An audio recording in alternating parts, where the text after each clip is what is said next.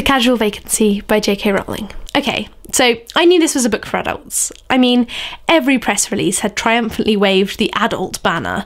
JK Rowling herself had spoken in numerous interviews about how this wasn't another work for children, and bookshops everywhere had carefully etched only for grown-ups upon neat little biro-bedaubed recommend cards. And yet, I guess I wasn't really convinced of this until I actually had the book before me, rattling off tirades of inventive swear words and vaguely offering up platters of brutish sex scenes. Now, I've read books with sexual content before.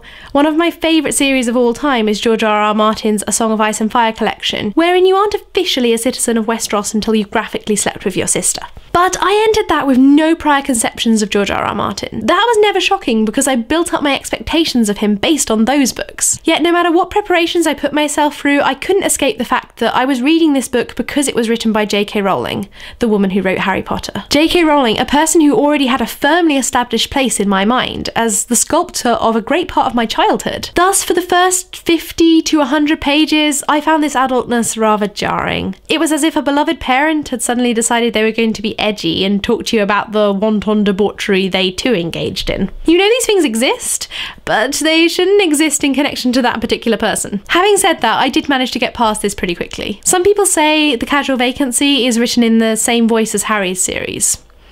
I disagree. Completely.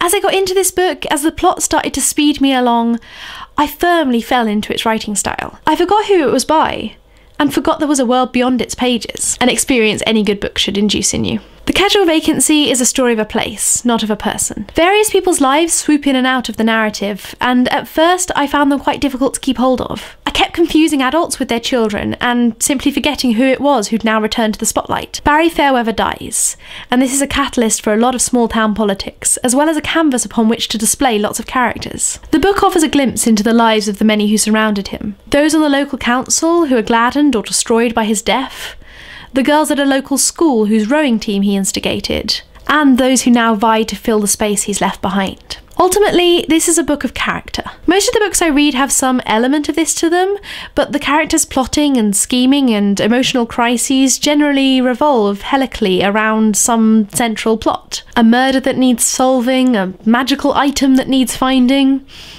a dark wizard that needs defeating. The Casual Vacancy simply does not have that, but its worth is found in the fact that it works regardless. It manages to drive the story on through a combination of some really well-plotted interactions and some fantastically interesting characters. In interviews, when asked who, putting aside all humility, she would like to be compared to in the writing of this book, JK Rowling was quoted in saying Trollope or Dickens.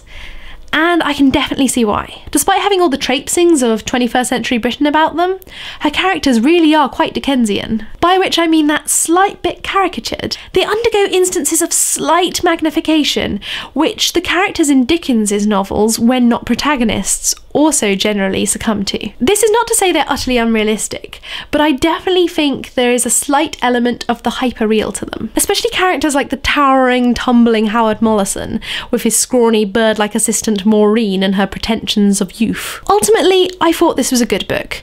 Before I was even halfway through, I was gripped, especially by Crystal and Terry's storyline. I needed to read it, I needed to find out what was going to happen. But although it is a book I liked, it is not a book I loved. Something JK Rowling recently reiterated in a live interview streamed by Scholastic Publishing was that Hogwarts is, for many people, a safe and a happy place. The feelings it encompasses for a lot of readers are summed up in one of my favourite quotes: "Hogwarts will always be there to welcome you home." As much as there are dangers and deaths within Harry Potter, and as much as it can, through various translation and interpretation, resemble our reality, its fantastical elements don't generally intrude upon those real-life problems we're so loath to face. I guess generally, the books I truly love are escapist works.